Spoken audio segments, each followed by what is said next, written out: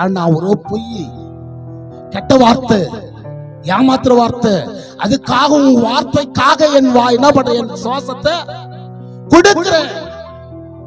சிலுவையில் சொல்றாரு, ஐயா இருதயத்தில் ஊற்றுகிற என் தண்ணீரும் ரத்தமாய் ஊற்றப்படுகிறது உன் ஆத்மா செய்த பாவங்களுக்காக.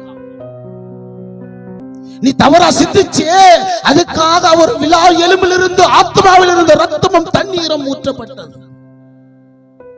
ஐயா சிலுவையில உனக்காக ஏர் உழுகிற நிலத்தை போல அவர் சரீரங்கள் உழையப்பட்டிருந்தது.